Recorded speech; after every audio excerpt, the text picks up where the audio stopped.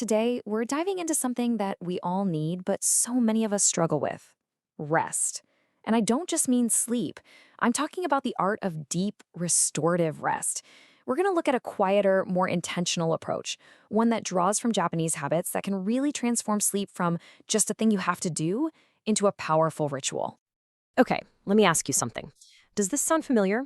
You get your 7, maybe even a solid 8 hours of sleep, but you wake up feeling foggy. You're reaching for that caffeine just to feel alive.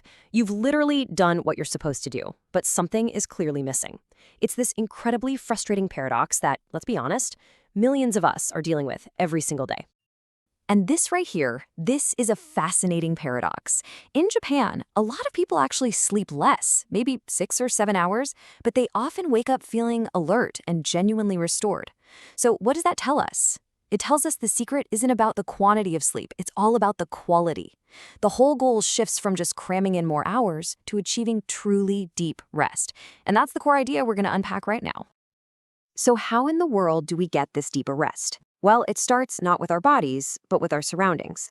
This first set of habits is all about building a physical sanctuary for sleep, creating an environment that sends a clear signal to our brain. Hey, it's time to power down. Habit number 1 is all about embracing the chill.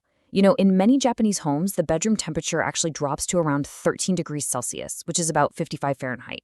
Now, I know that might sound uncomfortably cold, but there is a super clear scientific reason for it. To get into that really deep, restorative sleep, your brain's temperature literally needs to drop. A cooler room just helps your body do that naturally, slowing your heartbeat and calming your mind. Okay, our next habit also gets down to the physical foundation of sleep, and it's choosing support over softness. So many of us are chasing that big, fluffy, cloud-like mattress, right? But the traditional Japanese futon, it prioritizes something totally different: spinal alignment. A firm surface keeps your spine straight, and that leads to smoother breathing, a more stable heartbeat, and fewer of those tiny little disruptions, those micro-awakenings that can pull you out of deep sleep without you even knowing it. It's a fundamental shift from just comfort to actual structure. And, you know, there's a really powerful psychological thing going on here, too. That simple act of folding and putting away the futon every morning, it creates a really clear mental boundary. It's a ritual that says, okay, rest is over, the day is beginning. It keeps your sleep space sacred and your mind way less cluttered. Now, this next one might seem totally backward. Before bed, many in Japan take a hot bath and a furo at around 40 degrees Celsius. You'd think heating your body up would be the absolute last thing you'd want to do before sleep. But the real magic, it's not in the heat itself. It's in what happens right after. So as you step out of that hot water, your body temperature plummets. It drops really fast. And this sudden cooling effect is what flips the brain's sleep switch. It lowers your alertness, relaxes your muscles, and gets your entire system ready for rest. It basically turns a simple bath from just hygiene into a powerful sleep-inducing ritual. All right, so we've set the external stage. Now let's turn inward. This next section is all about learning to listen to our body's natural rhythms and respecting its signals instead of just trying to fight against them all the time. This brings us to a really cool cultural concept: inemori.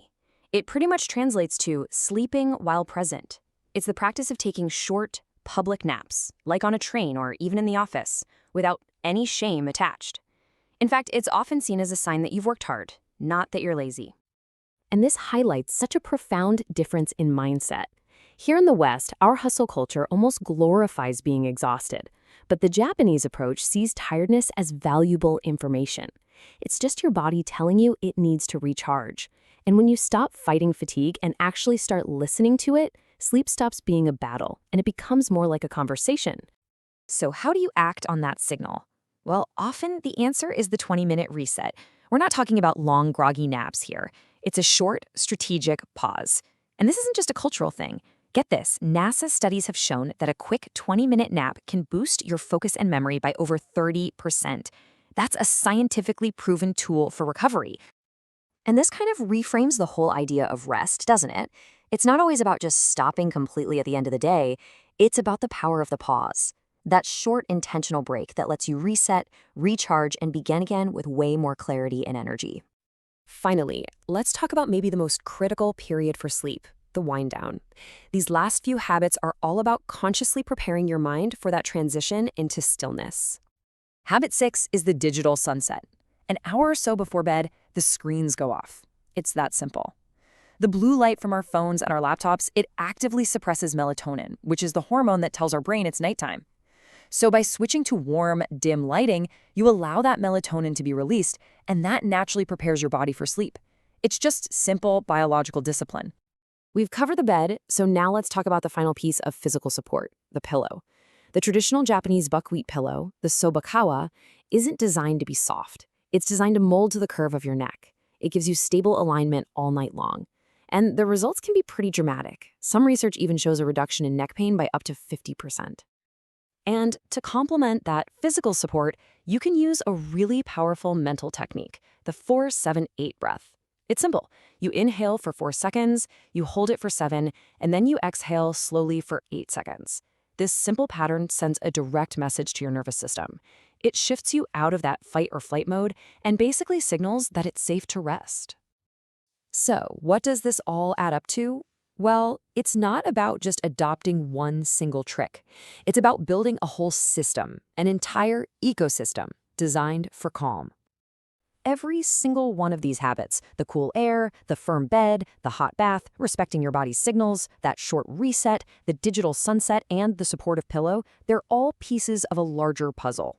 I mean, on their own, they're just simple adjustments, but when you put them together, they create a really powerful ecosystem that supports deep, restorative sleep. And ultimately, what this whole approach teaches us is that rest isn't just a passive break from our day. It's an active, absolutely essential practice. It's the very foundation that allows us to build a focused, energetic, and vibrant life when we're awake. So as you think about your own rest tonight, maybe consider this final thought. It's often not the grand, expensive solutions that make the biggest difference. Sometimes,